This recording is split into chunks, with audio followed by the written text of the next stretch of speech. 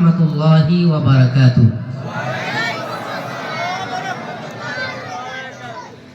ঈমানদার তার ঈমানি পাওয়ার তথাকথিত super power দ্বারা, সুপার পাওয়ারের অধিকারীদের অ্যাটম বোমের থেকে ঈমানদারের ঈমানি জজবা শক্তিশালী, ঠিক কিনা?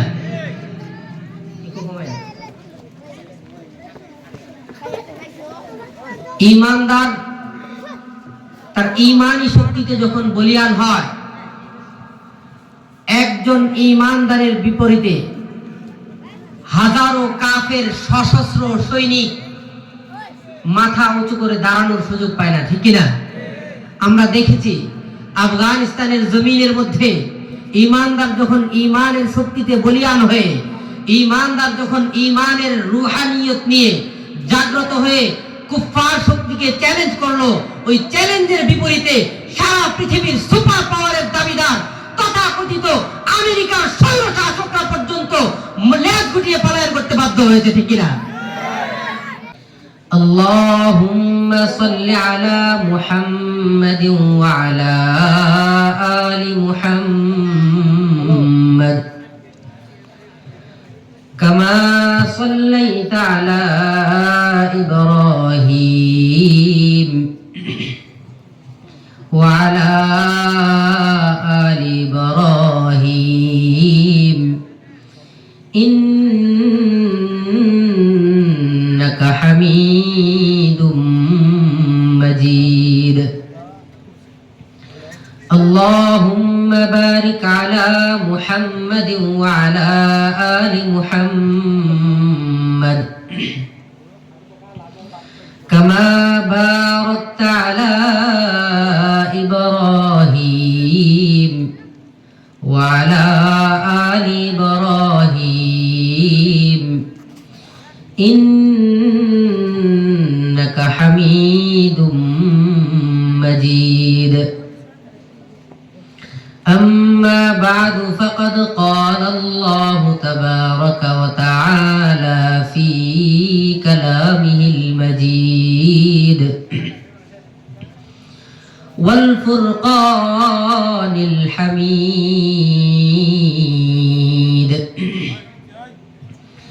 أعوذ بالله من الشيطان الرجيم. بسم الله الرحمن الرحيم. إنما المؤمنون الذين إذا ذكر الله وجلت قلوبهم وإذا تليت عليهم آياته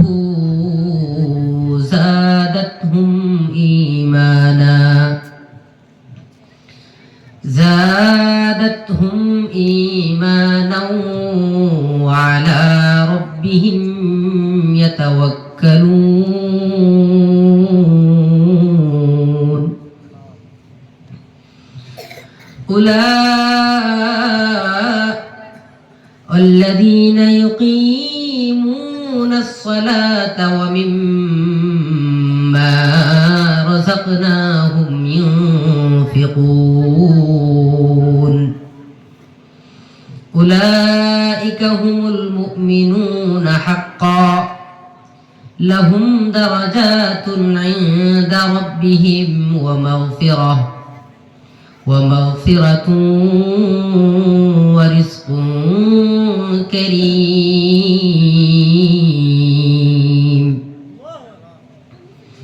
قال النبي صلى الله عليه وسلم: الكيس من دان نفسه وعمل لما بعد الموت، والعاجز من اتبع نفسه هواها وتمنى على الله، أو كما قال النبي عليه الصلاة والسلام: ألا يا ساكن القصر المعلى، ألا يا ساكن ساكن القصر المعلى ستدفن عن قريبي في التراب له ملك ينادي كل يوم لدول الموت وابنوا للخراب قليل عمرنا في دار دنيا قليل عمرنا في دار دنيا ومرجعنا إلى بيت التراب لا إله إلا الله محبت شكرا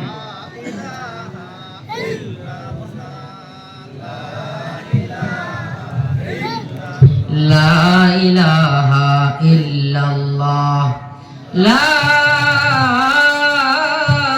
إله إلا الله محمد رسول الله صلى الله عليه وسلم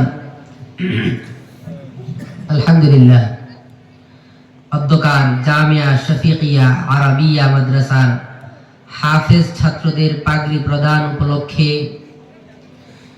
বার্ষিক তাফসীরুল কোরআন মাহফিল উপস্থিত আছেন অত্র মহতি মজলিসের মুআজ্জাজ মুহতারাম সভাপতি, প্রধান অতিথি, উলামায়ে কেরাম, আমার সামনে উপবিষ্ট আমার প্রাণপ্রিয় মুরব্বিয়ান,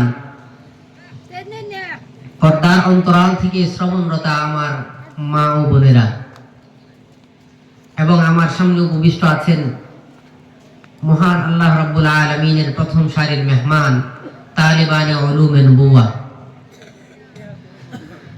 আল্লাহ রাব্বুল আলামিনের দরবারে অশেষ শুকরিয়া যে আল্লাহ রাব্বুল আলামিন আমাদেরকে কাজের মৌসুমে, হাওড় এলাকা ঠিক না, কাজের মৌসুমে সারা দিন হাড় ভাঙা পরিশ্রম করার পরে আল্লাহ রাব্বুল আলামিনের শানে, আল্লাহ রাব্বুল আলামিনের মুহাব্বতে, উলামায়ে কেরামের মুহাব্বতে, তোলাবায়ে কেরামের মুহাব্বতে তাফসীরুল কোরআন মাহফিলের মধ্যে সমবেত হওয়ার, কিছু কথা বলা এবং কিছু কথা শ্রবণ করার, নিজের জীবনকে পরিবর্তন করার পাথেয় হিসেবে গ্রহণ করার জন্য আল্লাহ রাব্বুল আলামিন তৌফিক দান করেছেন। সেজন্য মহান আল্লাহ রাব্বুল আলামিনের শিখানো ভাষায় কালিমাতুশ শুকর আদায় করি, সকলে বলি আলহামদুলিল্লাহ। আলহামদুলিল্লাহ। বুখারী শরীফের আখিরি হাদিস হযরত আবু হুরায়রা রাদিয়াল্লাহু তাআলা আনহু থেকে বর্ণিত, কালিমাতান হাবিবাতান আলার রহমান খফিফাতান আলাল লিসান সাকিলাতান ফিল মিজান সুবহানাল্লাহি ওয়া বিহামদিহি সুবহানাল্লাহিল আযীম। এই মহান একটা কালিমা হাদিসে পাকের মধ্যে নবী করিম সাল্লাল্লাহু আলাইহি ওয়াসাল্লাম ইরশাদ করছেন, দুইটা বাক্য, কয়টা বাক্য? দুটা বাক্য। এই দুইটা বাক্য হাবিবে পাকের আশিক মহান আল্লাহ রাব্বুল আলামিন, আল্লাহ রাব্বুল আলামিনের কাছে বড় পছন্দের এবং বড় প্রিয়। আর এই দুইটা বাক্য এতটাই সহজ যে এটা হাদিসের মধ্যে নবীজি সাল্লাল্লাহু আলাইহি সাল্লাম বলে দিয়েছেন, এই দুইটা বাক্য উচ্চারণ করতে জবানের মধ্যে একেবারে সহজ। খফিফাতান আলাল লিসান, জবানে উচ্চারণে অনেক কি সহজ। আর এই দুইটা কালিমা, দুইটা বাক্যের ওজন মিজানের মধ্যে, ময়দানে মাহশারে আল্লাহ রাব্বুল আলামিন যে নেকি বদির পাল্লা কায়েম করবেন, যেখানে আমার আমল নামার হিসাব হবে, ওজন হবে, পরিমাপ হবে, সেই পাল্লার মধ্যে এই দুইটা কালিমার ওজন অনেক বেশি। দুইটা কালিমা কি? সুবহানাল্লাহি ওয়া বিহামদিহি সুবহানাল্লাহিল আযীম। মুআজ্জাজ হাজিরিন, আমরা বেশি বেশি কালিমাগুলি পাঠ করব তো ইনশাআল্লাহ? আমরা সকলে এই কালিমাগুলি জানি তো? আমি যে আলোচনা করব পবিত্র কোরআনে কারীমের সূরাতুল আনফালের কয়েকখানা আয়াতে কারিমা তিলাওয়াত করেছি। যেহেতু এখানে তাফসীরুল কোরআনের মাহফিল, সুতরাং এই তাফসীরের বাহিরে কোনো কথা বলার কোনো সুযোগ নেই, ঠিক কি না? আল্লাহ রাব্বুল আলামিনের তৌফিক হয় ইনশাআল্লাহ যে আয়াতে কারিমা তিলাওয়াত করেছি সূরাতুল আনফালের আয়াতে কারিমার আলোচ্য বিষয় আল্লাহ রাব্বুল আলামিন নির্ধারণ করে দিয়েছেন সত্যিকারের ঈমানদারের বৈশিষ্ট্যগুলি। সত্যিকারের ঈমানদারের বৈশিষ্ট্যসমূহ, 5টা বৈশিষ্ট্য এই আয়াতসমূহের মধ্যে আল্লাহ তাআলা বর্ণনা করেছেন এবং আল্লাহ তাআলা ঘোষণা দিয়েছেন এগুলি হচ্ছে সত্যিকারের ঈমানদারের গুণ, ঠিক কি না? আল্লাহ রাব্বুল আলামিন তৌফিক দান করেন তো এর উপর আপনাদেরকে সাথে নিয়ে কিছু মুযাকারা পেশ করব। ওয়া মা তাওফীকি ইল্লা বিল্লাহ। আমরা শেষ পর্যন্ত থাকবো তো ইনশাআল্লাহ। আমার পরে ঢাকার স্বনামধন্য এক প্রতিষ্ঠানের শেখুল হাদিস, এক মসজিদের স্বনামধন্য খতিব এবং আরো একটি মাদ্রাসার প্রতিষ্ঠাতা প্রিন্সিপাল আল্লামা মুফতি হুমায়ুন কবির দৌলতপুরী দামাত বারাকাতুহুম উপস্থিত আছেন। তিনি পরবর্তীতে আলোচনা করবেন এবং হাফেজ ছাত্রদেরকে পাগড়ি প্রদান করবেন। আমরা থাকবো তো ইনশাআল্লাহ। মুআজ্জাজ হাজিরিন, আমি আমার সরাসরি আলোচনায় প্রবেশ করতে চাই। আল্লাহ রাব্বুল আলামিন এই পৃথিবী ঈমানদারদের জন্য বানিয়েছেন। কাদের জন্য ভাই? আমার সাথে কথা বলতে হবে, কথা বললে বুঝবো আপনারা কথা বুঝতেছেন, সামনে আগাইতে সুবিধা হবে এবং আলোচনা সুন্দর হবে ইনশাআল্লাহ। কথা যে আপনারা বুঝতেছেন এটা আমি বুঝবো কিভাবে? আমি বুঝবো আপনারা হ্যাঁ না ঠিক বেঠিক মাথা নাড়া দিচ্ছেন, সুবহানাল্লাহ আলহামদুলিল্লাহ নাউজুবিল্লাহ এগুলি বলছেন। যদি বলেন বুঝবো যে আপনারা কথা বুঝতেছেন, না হলে কথা বোঝানোর জন্য যে ধরনের পদক্ষেপ গ্রহণ করা দরকার আপনাদের রিঅ্যাকশনের উপর সেই ধরনের পদক্ষেপ আমাকে গ্রহণ করতে হবে, ঠিক কি না? মুআজ্জাজ হাজিরিন, হাবিব পাক সাল্লাল্লাহু আলাইহি ওয়াসাল্লাম হাদিস শরীফের মধ্যে ইরশাদ করেন, লা তাকুমুস সাহ লা তাকুমুস সাহ হাত্তা লা ইউকাল ফিল আরদি আল্লাহ আল্লাহ। বিশ্বনবী সরকারে দু জাহা মুহাম্মদুর রাসূলুল্লাহ সাল্লাল্লাহু আলাইহি ওয়াসাল্লাম হাদিসে পাকের মধ্যে ইরশাদ করেন, লা তাকুমুস সাহ হাত্তা লা ইউকাল ফিল আরদি আল্লাহ আল্লাহ। এই জমিনের মধ্যে ততদিন পর্যন্ত কিয়ামত সংঘটিত হবে না যতদিন পর্যন্ত একজন ঈমানদার আল্লাহর নাম জপনেওয়ালা বান্দা বাকি থাকবে, ঠিক কিনা? আমার ভাইরা কথা বুঝে থাকলে বলুন। হাবিবে পাক সাল্লাল্লাহু আলাইহি ওয়াসাল্লাম যে ইরশাদ করলেন দুনিয়া টিকে থাকবে কাদের অস্তিত্বের উপর? ঈমানদার বাকি থাকবে, আল্লাহ রাব্বুল আলামিন এই দুনিয়াকে বাকি রাখবেন, ঠিক কিনা? ঈমানদার থাকবে না, আল্লাহ রাব্বুল আলামিন এই দুনিয়াকে ধ্বংস করে দিবেন, ঠিক কিনা? কিয়ামত তখনই সংঘটিত হবে যখন এই দুনিয়ার মধ্যে ঈমানদারের সংখ্যা কমে যাবে, ঠিক কিনা? আমার কথা বুঝে থাকলে এবার বলুন, এই সারা পৃথিবীর মধ্যে যদি মানুষের সংখ্যা জরিপ করি তাহলে সারা পৃথিবীর মধ্যে বসবাসকারী মানুষের সংখ্যা হচ্ছে 850 কোটি মানুষ। কত কোটি? 850 কোটি মানুষের বসবাস, ঠিক কিনা? এই 850 কোটি মানুষের মধ্যে 250 কোটি মুসলমানের বসবাস, ঠিক কিনা? পৃথিবীর বৃহৎ জনসংখ্যার পরিসংখ্যানে আমরা জানতে পারলাম মুসলমানের সংখ্যা মোট জনসংখ্যার মধ্যে 1/3, ঠিক কিনা? আরো কম, ঠিক না? মুআজ্জাজ হাজিরিন, আল্লাহ এই দুনিয়া বানিয়েছেন কাদের জন্য? ঈমানদারদের জন্য। আমার কথা বুঝতেছেন না? মানে ঈমানদারদের জন্য। কাদের জন্য বানিয়েছেন? আল্লাহ রাব্বুল আলামিন বিশাল আকাশটাকে বানিয়েছেন, বিশাল পর্বতমালাকে সাজিয়েছেন। আল্লাহ রাব্বুল আলামিন ফসলের সুন্দর এই জমিনগুলিকে সাজিয়েছেন, সুন্দর সুজলা সফলা এই ভূমিগুলির মধ্যে শস্য উদ্ভিদ আল্লাহ তাআলা উৎপাদন করছেন কাদের জন্য? ঈমানদারদের জন্য। কাদের জন্য? ঈমানদারদের জন্য। হাদিসের মাধ্যমে আমরা জানতে পারলাম নবী পাক সাল্লাল্লাহু আলাইহি ওয়াসাল্লাম বলেছেন ঈমানদার দুনিয়ার মধ্যে অবশিষ্ট থাকবে, আল্লাহ রাব্বুল আলামিন এই কায়নাতকে ঠিক রাখবেন। ঈমানদার এই দুনিয়াতে অবশিষ্ট থাকবে না, আল্লাহ রাব্বুল আলামিন দুনিয়ার মধ্যে কিয়ামত ঘটায় দিবেন, ঠিক না? মুআজ্জাজ হাজিরিন, আপনাদের কাছে একটা প্রশ্ন, সারা পৃথিবীর ঈমানদারদের জন্য আল্লাহ তাআলা দুনিয়া বানাইছেন নাকি কাফের বেঈমানদের জন্য বানাইছেন? বুঝেন না কথা? কি ঈমানদারদের জন্য এই দুনিয়া বানালেন নাকি কাফের বেঈমানদের জন্য? আল্লাহ তাআলা তো কেবলমাত্র শুধুমাত্র ঈমানদারদের জন্য দুনিয়া বানাইলেন। তাহলে সারা পৃথিবীর মধ্যে আজকে কাফের বেঈমানদের আধিপত্য, যেখানে আল্লাহ রাব্বুল আলামিন পবিত্র কালামে পাকের মধ্যে ইরশাদ করেন, একটু ভোকালটা বাড়ান ভাই, হ্যালো ভাইজান, ভোকালটা একটু বাড়ান। আল্লাহ রাব্বুল আলামিন ঘোষণা করেন, ওয়ালা তাহিনু ওয়ালা তাহজানু ওয়া আনতুমুল আ'লাউন ইন কুনতুম মুমিনিন।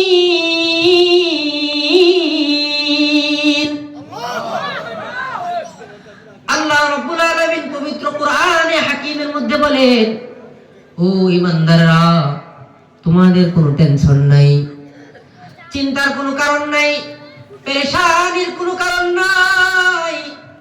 এই পৃথিবীর বুকে আনতুমুল আলাউন, এই পৃথিবীর মধ্যে একমাত্র সুপার পাওয়ারের অধিকারী হবে তোমরাই। তোমরাই হবে পৃথিবীতে বিজয়ী। কেমন বিজয়ী হবে? আল্লাহ তাআলা বলেন, সারা পৃথিবীর সকল কাফের শক্তি তোমাদের পায়ের মধ্যে সিজদা করবে। সারা পৃথিবীর সুপার পাওয়ারগুলি তোমাদের ভয়ে ভীত সন্ত্রস্ত হবে। এমনকি সারা পৃথিবীর সুপার পাওয়ার খেত ওই আমেরিকা পর্যন্ত তোমাদের ভয়ে লেজ গোটায় পলায়ন করবে, ঠিক কিনা? আল্লাহ তাআলা বলেন, ও ঈমানদাররা, এটা এমনি হবে না, এমনি হবে না। একটা শর্ত আমি আল্লাহ আরোপ করে দিয়েছি, ইন কুনতুম মুমিনিন, যদি তোমরা ঈমানদার হও। কি হও? আল্লাহ তাআলা বলেছেন, সারা পৃথিবীর সকল সুপার পাওয়ারের মালিক তোমাদেরকে বানিয়ে দিব, সারা পৃথিবীর সুপ্রিম পাওয়ারের মালিক বানিয়ে দিব। ঈমানদার সারা পৃথিবীর মধ্যে ক্ষমতার মসনদের মধ্যে আরোহণ করবে। এমনকি সারা পৃথিবীর সকল ক্ষমতাধররা ঈমানদারের কথায় উদ্বস করবে, ঠিক কিনা? শর্ত কয়টা? কয়টা শর্ত দিয়েছেন? একটা শর্ত দিয়েছেন। আল্লাহ তাআলা বলেন, ইন কুনতুম মুমিনিন, যদি তোমরা ঈমানদার হও।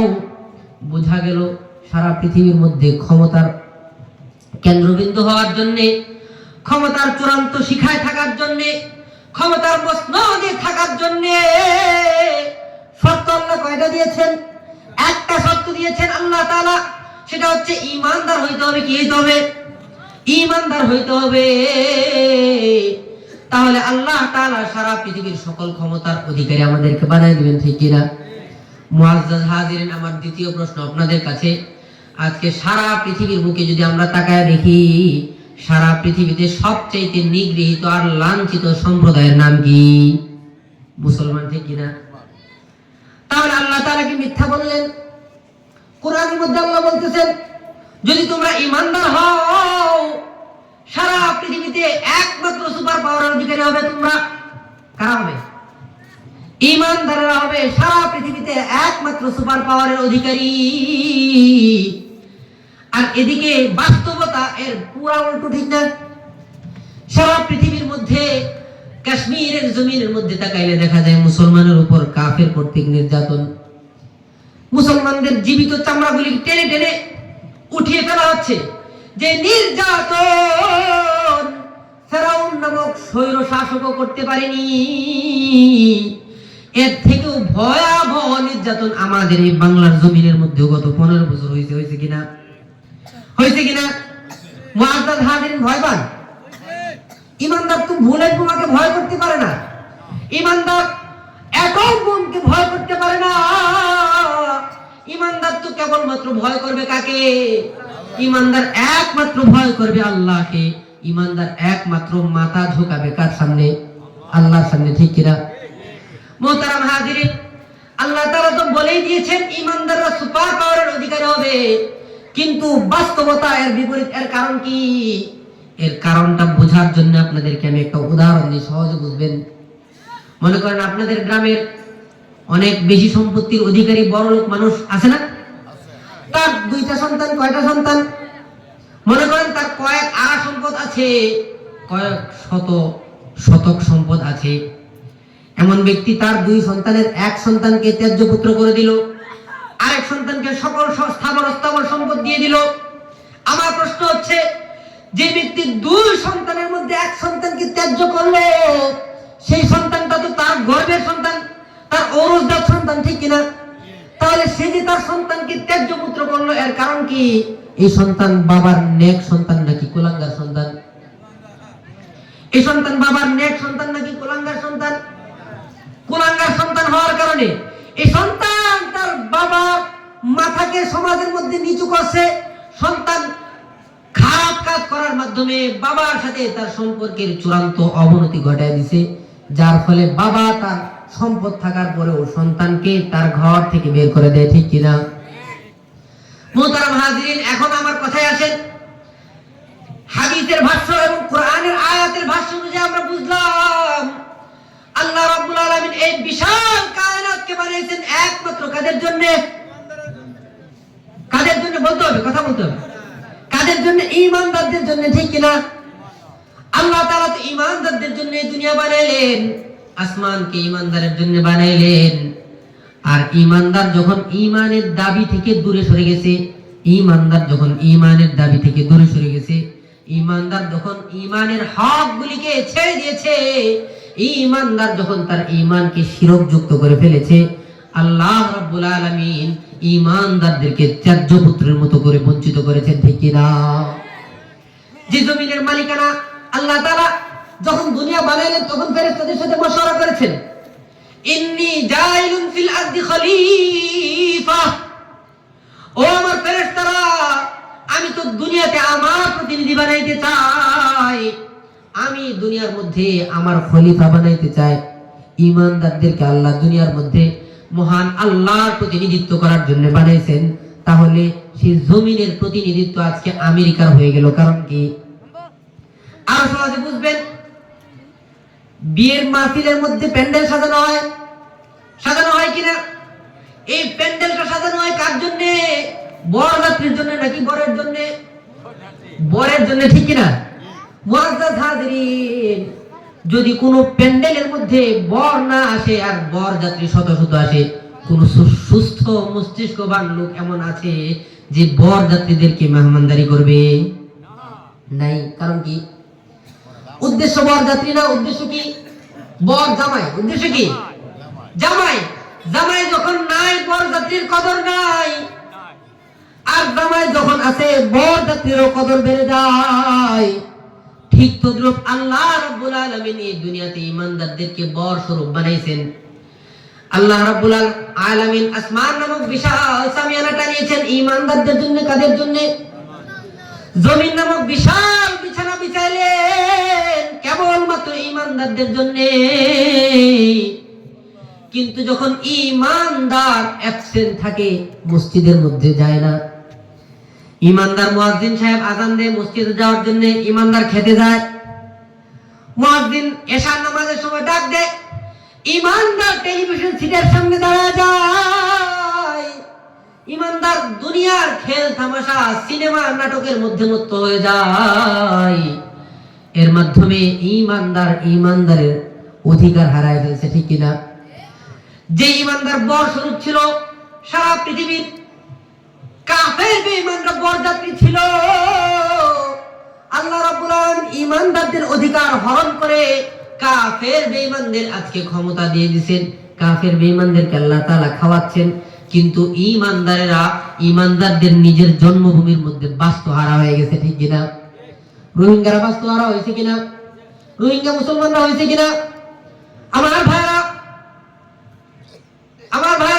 ফিলিস্তিনের জমিনের মধ্যে মুসলমানের উপর নির্যাতন হয়, কাশ্মীরের জমিনের মধ্যে মুসলমানদের উপর নির্যাতন হয়, সিরিয়ার জমিনের মধ্যে মুসলমানের উপর নির্যাতন হয়। সারা পৃথিবীতে আজকে মুসলমানের উপর নির্যাতন। এর কারণ কি?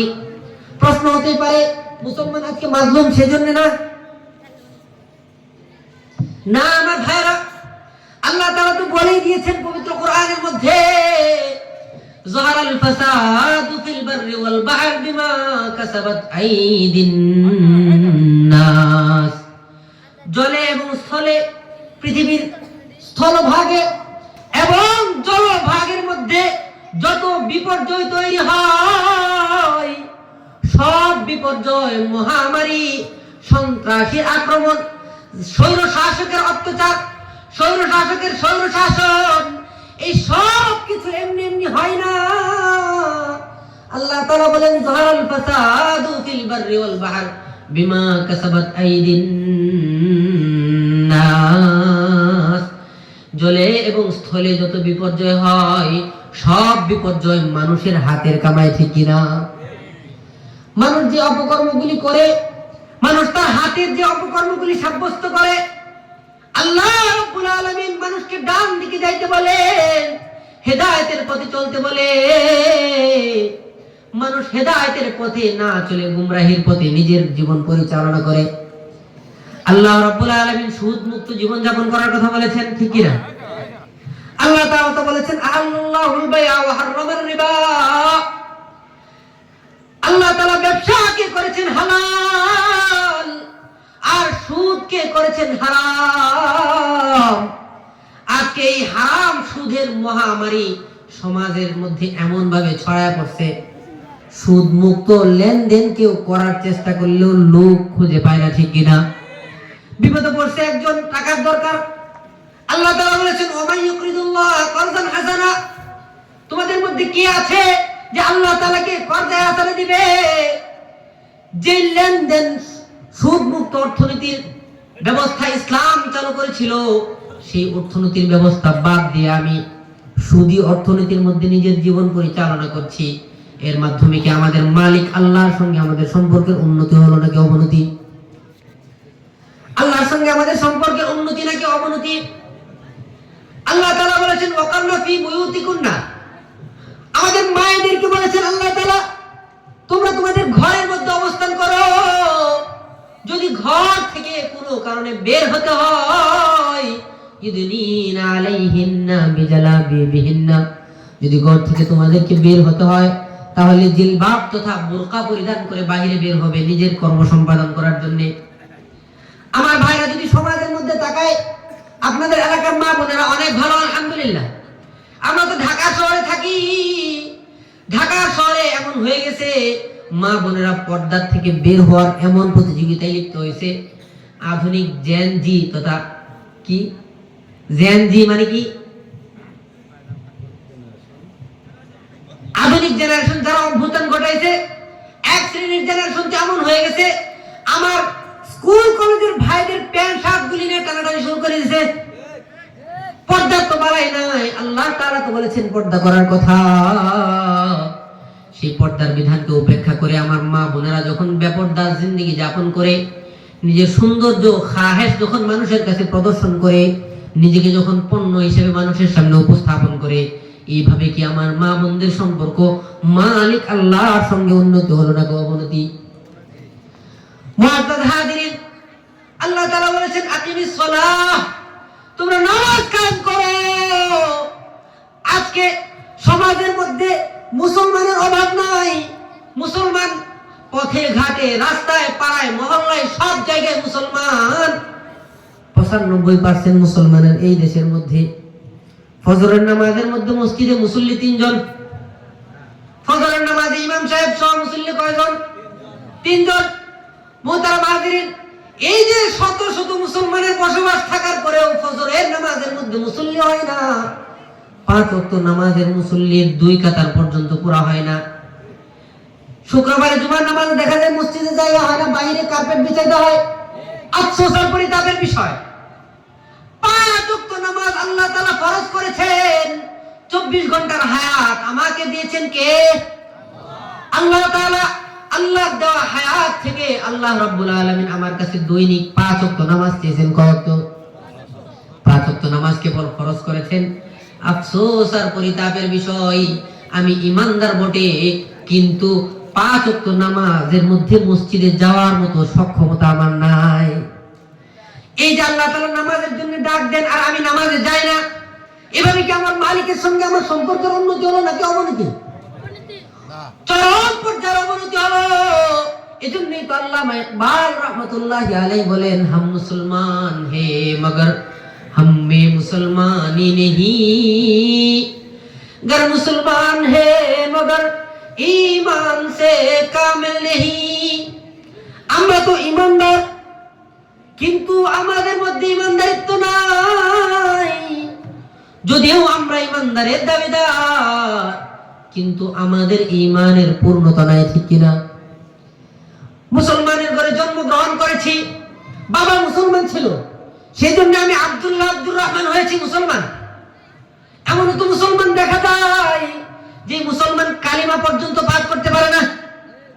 মুসলমানকে জিজ্ঞেস করলো, ও মুসলমান তোমার নবীর নাম কি?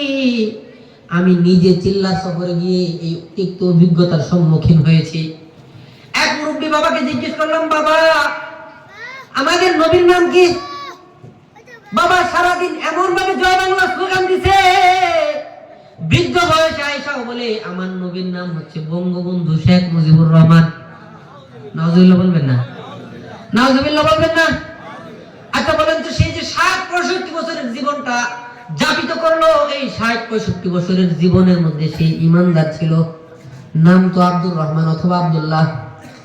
নামে মুসলমান, ঈদের নামাজ পড়ে, কুরবানিও করে, গরুর গোশত খায়, সবই করে, মুসলমানের সমাজে বসবাস করে। কিন্তু আফসোস আর পরিতাপের বিষয়, আমাদের প্রিয় নবী নাজাতের কান্ডারে কাল কিয়ামতের ভয়াবহ পরিস্থিতিতে যে নবী মুহাম্মদুর রাসূলুল্লাহ সাল্লাল্লাহু আলাইহি ওয়াসাল্লাম একমাত্র ব্যক্তি হবেন, ইয়া রাব্বি হাবলি উম্মতি বলে আল্লাহর কাছে চিৎকার করবেন। সেই নবীর নামটা যদি আমি না জানি, এই নবীর থেকে আমি কিভাবে সুপারিশের আশা করতে পারি? মোহতারাম হাজিরিন, বাবা তোমরা আওয়াজ করো না, হ্যাঁ চুপচাপ শোনো। আমার ভাইরা, এইরকম ভাবে আমাদের ব্যক্তি জীবন থেকে নিয়ে শুরু করে পারিবারিক জীবন, সামাজিক জীবন, রাষ্ট্রীয় জীবন, আন্তর্জাতিক জীবন, রাজনৈতিক জীবন, সব সেক্টরে আমরা আমাদের রবের হুকুম লঙ্ঘন করে আমাদের মালিকের সঙ্গে আমাদের সম্পর্কের চূড়ান্ত কাটআপ করে দিয়েছি, চূড়ান্ত বিচ্ছেদ ঘটায় দিয়েছি, ঠিক কিনা? মোহতারাম হাজিরিন, আমি আমার মূল আলোচনায় প্রবেশ করব, তাফসীর করে শেষ করে দিব ইনশাআল্লাহ। মোহতারাম হাজিরিন, এই যে আমরা আমাদের মালিক আল্লাহ রাব্বুল আলামিন এর হুকুমগুলিকে লঙ্ঘন করতে করতে নিজের জীবন চালাইতেছি, এরকম ভাবে জীবন চালাইতে চালাইতে আমরা যখন কবরে চলে যাব, তখন মালিক আমাদের সঙ্গে কি ধরনের লেনদেন করবেন জানার ইচ্ছা আছে কিনা? মুহতারাম হাজিরিন, আমরা তো বড় নিরাপদ হয়ে গেছি, কোনো টেনশন নাই, কারণ আল্লাহ বলছেন ঈমানদারদের কোনো টেনশন নাই। আমি আয়াত পড়ছি, আল্লাহ তাআলা বলছেন ঈমানদারদের কোনো কি নেই, টেনশন নাই। এই জন্য আমরা এমন ভাবে নিশ্চিন্ত হয়ে গেছি, আমাদের তো কোনো টেনশন নাই, কোনো পেরেশানি নাই। যাদের পেরেশানি থাকার কথা তাদের পেরেশানি নাই, কিন্তু যাদের পেরেশানি থাকার কথা নয়, মুহাম্মদুর রাসূলুল্লাহ সাল্লাল্লাহু আলাইহি ওয়াসাল্লামের সাহাবী হযরত আবু বকর সিদ্দিক রাদিয়াল্লাহু তাআলা আনহু, সিদ্দিক আকবর, যার সম্পর্কে আল্লাহ তাআলা বলেছেন একমাত্র সাহাবী নবী, আল্লাহ তাআলা বলেছেন ইনহুমা ফিল গার, তারা দুইজন কথা মুহাম্মদুর রাসূলুল্লাহ সাল্লাল্লাহু আলাইহি ওয়াসাল্লাম এবং হযরত আবু বকর সিদ্দিক রাদিয়াল্লাহু তাআলা আনহু, যারা ঘরে শহরের মধ্যে কাফেরদের শত্রুপক্ষের আক্রমণ থেকে আশ্রয় গ্রহণ করেছিল। সে আবু বকরের অবস্থা কি ছিল জানেন? আবু বকর সিদ্দিক রাদিয়াল্লাহু তাআলা আনহু নির্জন জঙ্গলের মধ্যে চলে যাওয়ার পরে এমন ভাবে কান্নাকাটি করতেন, কাঁদতে কাঁদতে নিজের গালগুলি চোখের পানির দ্বারা ভাষায় ভাষায় বলতেন, ইয়া লাইতানি ইয়া লাইতানি লাকুনতু ওয়ারাকা লাউ কুনতু ওয়ারাকা, হায় হায় যদি আমি গাছের পাতা হয়ে যাইতাম,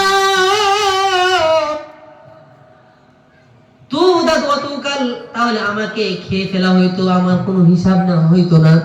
কে বলেন? আবু বকর বলেন। কোন আবু বকর?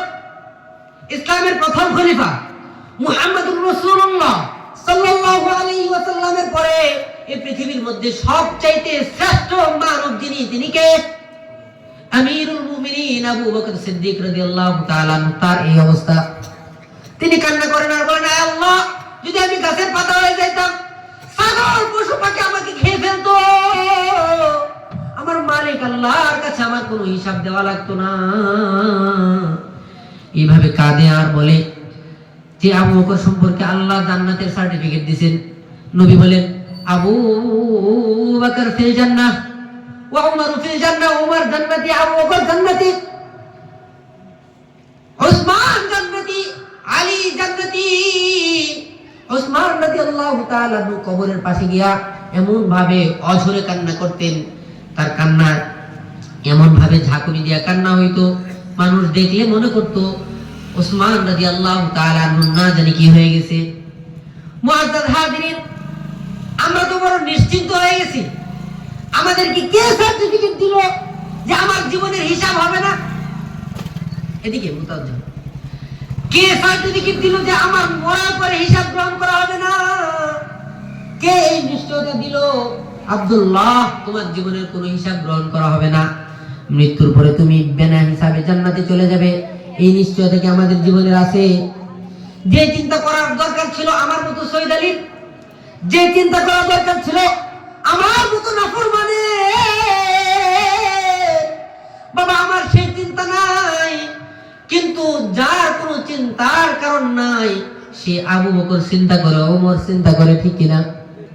মুহতারাম হাজিরিন, কাল কিয়ামতের দিন বড় ভয়াবহ অবস্থার অবতারণা হবে। যখন আমলনামা পেশ করা হবে, আমাদের মতো নিশ্চিন্ত মানুষগুলির সামনে যখন আমলনামা পেশ করা হবে, যাদেরকে বাম হাতে আমলনামা দেওয়া হবে, তারা আল্লাহ তাআলার কাছে আমলনামা পাওয়ার পরে বলবে, আমলনামা পাওয়ার পর তারা বলবে, মালি হাযাল কিতাব লা ইউগাদিরু সগীরাতাও ওয়ালা কাবীরাতান ইল্লা আহসাহা। এটা কেমন আমলনামা? এটা কেমন আমলনামা? এর মধ্যে ছোট থেকে ছোট, বড় থেকে বড় কোন একটা অপরাধের কথাই তো ছুটে যায় নাই, আমার কোন একটা আমলে তো ছুটে যায় নাই। ছোট থেকে ছোট, বড় থেকে বড় যত আমল করছি, সব আমলের মধ্যে সন্নিবেশিত আছে।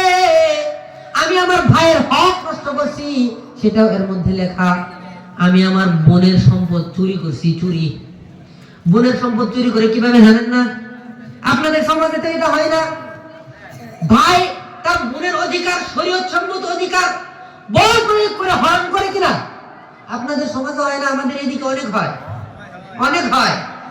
মুহতারাম হাজিরিন, ভাই তার বোনের হক নষ্ট করে তার প্রতিবেশীর ক্ষেতের আয় এমন ভাবে কাটতে কাটতে আর একজনের ক্ষেতের ভিতরে তার আয়ের সীমানা নিয়ে যায়, ঠিক কিনা?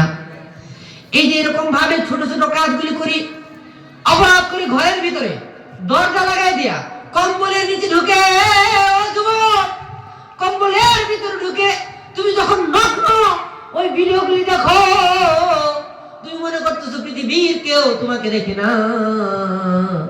কিন্তু পৃথিবীর কেউ যেখানে না দেখেন, সেখানে দেখেন যিনি, তিনি কে?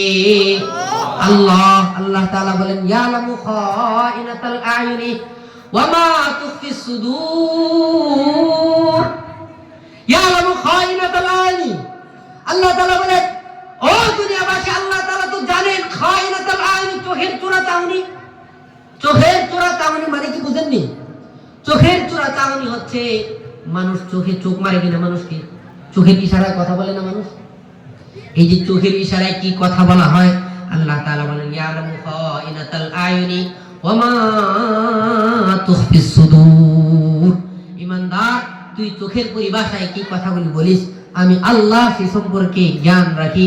ওয়া মা তুখফিস সুদূর, শুধু তাই নয়, আল্লাহ তাআলা বলেন, ও ঈমানদার, তুই তোর অন্তরের মধ্যে যে বিষয়গুলি গোপন রাখিস, তোর অন্তরের মধ্যে যা কিছু গোপন থাকে, আমি মালিক আল্লাহ এত ক্ষমতাধর, এত প্রখর, আমি মালিক আল্লাহ তোর অন্তরের গোপন বিষয়গুলি সম্পর্কে অবগত আছি।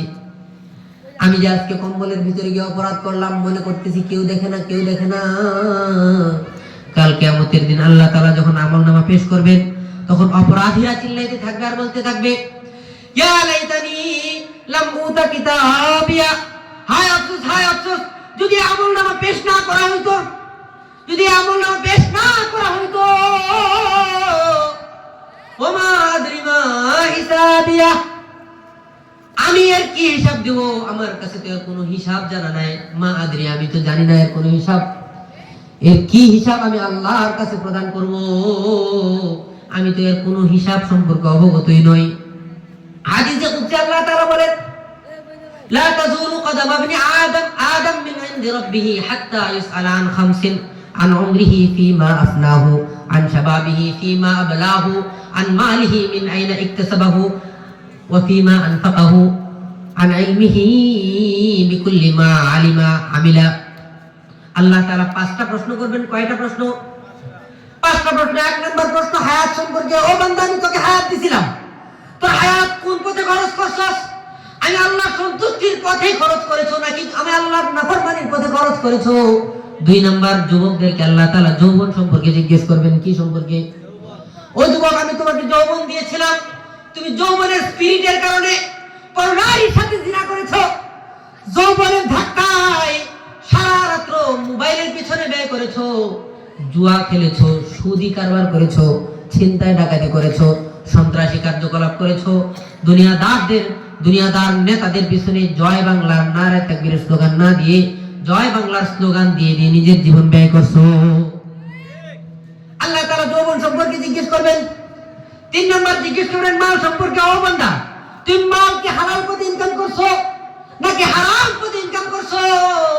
চার নম্বর, আল্লাহ তাআলা মাল সম্পর্কে আরেকটা প্রশ্ন করবেন। ও বান্দা, তুমি মাল কোথায় খরচ করছো? আমার দেখানো পথে, আমার দেখানো মাসরাফে, আমার বাতলে দেওয়া পথে খরচ করছো নাকি তোমার মন গড়া গান বাজনার পথে খরচ করছো? মেলায় গিয়ে খরচ করছো, মাজারে বাবার নামে মুরগি দিছো, মাজারে শিরকের মাজারের মধ্যে গিয়ে ছাগল জবাই করছো। যদি এমন কাজ করে থাকো, আল্লাহ তাআলা বলবেন সুহকান, দূর হয়ে যা, দূর হয়ে যা, আমার কাছে তোর জন্য কিছুই নাই। তুই দুনিয়াতে যা কাজ করছিস এগুলির বিনিময় আমি দুনিয়াতে তোকে দিয়ে দিয়েছি। এখন তোর জন্য আমার কাছে যা আছে তা হলো শুধুমাত্র জাহান্নাম। ঠিক কিনা? নাউজুবিল্লাহ বলবেন না? মুহতারাম হাজিরিন, যে কথা বলছিলাম, কিয়ামতের দিন যখন মানুষ হট্টগোল শুরু করবে, চিল্লাইতে থাকবে, ইয়া লাইতানি, ইয়া লাইতানি লাম আত্তাখিজ ফুলানান, আফসোস করে বলবে, ও আল্লাহ, দুনিয়াতে যদি অমুক নেতার পিছনে না যাইতাম, অমুককে যদি আমি বন্ধু না বানাইতাম, তাইলে বুঝি আমার এই পরিণতি হইতো না। আমার ভাইরা কিভাবে বললে জানি বিষয়টা বুঝবেন আপনারা। সেই দিন যখন চিল্লা পাল্লা শুরু করবে, হট্টগোল শুরু করবে, এই হট্টগোল আল্লাহ তাআলা কিভাবে থামাবেন জানেন? আল্লাহ তাআলা বলেন, আল্লাহ তাআলা সেদিন এই হট্টগোল থামানোর জন্য ফেরেশতাদেরকে ডাক দিয়ে বলবেন, আমার ফেরেশতারা, আযাবের ফেরেশতাদেরকে আল্লাহ তাআলা ডাক দিয়ে বলবেন, খুযু, ও আমার ফেরেশতারা, এদেরকে ধর, এদের ঘাড়ের মধ্যে ধর, খুযু। ওলামায়ে কেরাম বুঝবেন, আমরের সিগা, কিসের সিগা? আমরের সিগা, আল আমরু লিল উজুব। আমরের সিগা আল্লাহ তাআলা বলেন, আল্লাহ তাআলা বলেন, খুযুহু ফাগুল্লু সুম্মাল জাহিমা সাল্লু। আল্লাহ তাআলা বলবেন, ওদেরকে কথা বলার সুযোগ দিস না, এদেরকে আফসোস করার সুযোগ দিস না, ধর, এগুলির ধর, এগুলির গলার মধ্যে বেড়ি পড়া টেনে হেসে তাদেরকে জাহান্নামের দিকে নিয়ে যাও। সেদিন জাহান্নামের দিকে টেনে নিয়ে যাওয়া হবে। হযরত আব্দুল্লাহ ইবনে মাসউদ রাদিয়াল্লাহু তাআলা আনহু, রাইসুল মুফাসসিরিন, তিনি বলেন, এই যে আল্লাহ তাআলা গলার মধ্যে বেড়ি পড়াবেন, বেড়ি পড়ানোর ধরনটা কেমন হবে জানেন? আল্লাহ তাআলা হাবিবের সাহাবী হযরত আব্দুল্লাহ ইবনে আব্বাস রাদিয়াল্লাহু তাআলা আনহু বলেন, সাহাবী তিনি বর্ণনা করতেছেন, 70 গজ লম্বা একটা চেইন, শিকল আছে না, শিকল চেনেন? শিকল চেনেন? চেইন, শিকল। আল্লাহ তাআলা বলেন 70 গজ লম্বা শিকলটাকে এরকম নাকের ভেতর দিয়ে ঢোকাবেন, ঢোকায় ফেরেশতারা টান দিয়ে পায়খানার রাস্তা দিয়ে বের করবে, পায়খানার রাস্তা দিয়ে বের করে এরকম ভাবে বেঁধে ফেলবেন। বেঁধে ফেলার পরে এরকম একটা গোলাকৃতি তৈরি হবে, হওয়ার পরে টেনে এসে সাহাবায়ে কেরাম নির্দয়ের মতো টেনে এসে জাহান্নামের দিকে নিয়ে যাবেন, টেনে এসে নিয়ে যাবেন। আর আল্লাহ বান্দারা চিল্লাইতে থাকবে, আল্লাহ, আল্লাহ, দুনিয়াতে আমাকে একটু সময়ের জন্য ফেরত পাঠাও। ফাসাদদাকা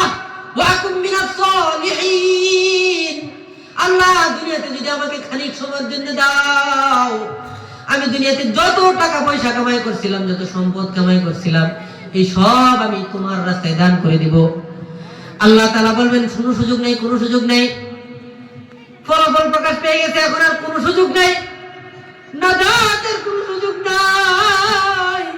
বড় ভয়াবহ পরিস্থিতি তৈরি হবে। সেদিন টেনে এসে ফেরেশতারা জাহান্নামের দিকে নিয়ে যাবে, জাহান্নামের অতল গহ্বরের মধ্যে নিক্ষেপ করবে। আর আল্লাহ তাআলা আযাবের ফেরেশতাদের দ্বারা বারবার শাস্তির সম্মুখীন করতেই থাকবে। নাউযুবিল্লাহ। মুতাওয়াজিন যদি এই অবস্থার সম্মুখীন হতে না হয়, যদি এই ভয়াবহ পরিস্থিতির সম্মুখীন হতে না হয়, তাহলে আমাদেরকে কি কাজ করতে হবে?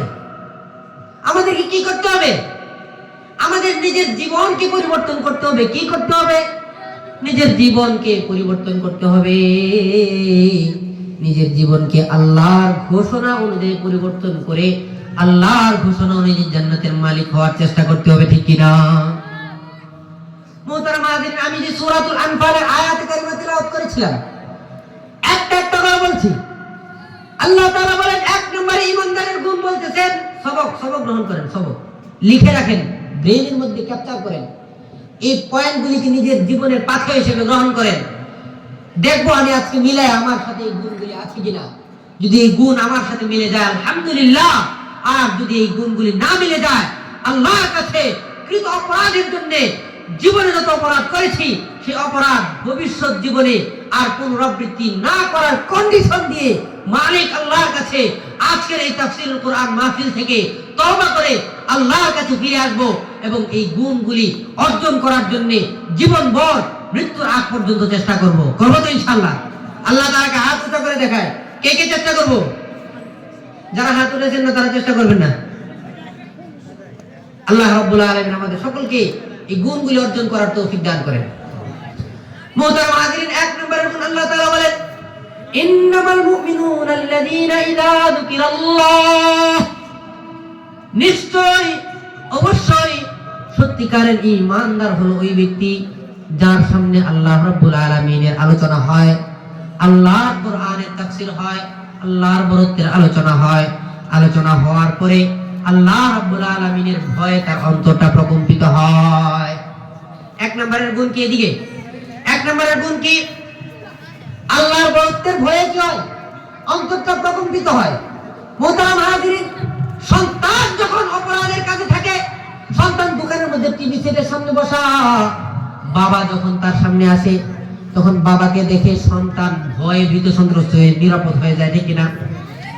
এই যে বাবাকে সন্তান ভয় করে, কারণ কি? বাবা বড়, সেই জন্য, ঠিক কিনা? বাবা যেহেতু বড় সেই জন্য বড় ভয়ে সন্তান ভয়ে এরকম কাচুমুচু হয়ে যায়। আর সত্যিকারের ঈমানদার যিনি হবেন, সত্যিকারের ঈমানদারের এক নম্বরের গুণ হলো আল্লাহর ভয়ে তার অন্তরটা প্রকম্পিত হয়, ঠিক কিনা? বিজ্ঞান বলে স্রষ্টা কত বড়, তার সৃষ্টি যত বড়, স্রষ্টা তার সৃষ্টির মহত্বের থেকে বড়।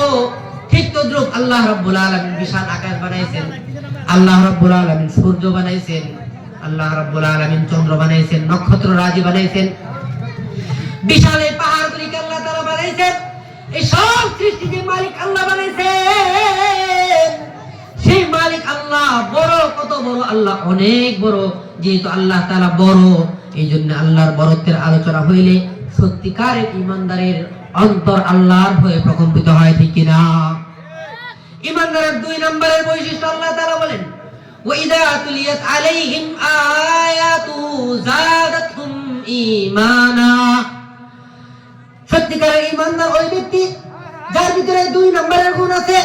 যখন আল্লাহর বান্দার সামনে আল্লাহর কোরআনের তিলাওয়াত হয়, পবিত্র কোরআনের আয়াতগুলি তিলাওয়াত হয়, মাদ্রাসার হিফজ বিভাগের মধ্যে কোরআনের তিলাওয়াত হয়, ওয়াজ মাহফিলের প্যান্ডেলের মধ্যে কোরআনের তিলাওয়াত হয়, তাফসীর হয়। এই তাফসীরগুলি হওয়ার পরে সত্যিকারের ঈমানদার ওই ব্যক্তি যার ঈমান এই কোরআনের নূরের কারণে বেড়ে যায়, ঠিক কিনা? বুখারী শরীফের মধ্যে আসছে, আল ঈমান ইয়াজিদু ওয়া ইয়ানকুসু, ঈমান বাড়ে এবং ঈমান কি কমে। বুঝা গেল, ঈমানের মজলিসে বসলে, কোরআনের আলোচনা শুনলে ঈমানের নূর বেড়ে যায়।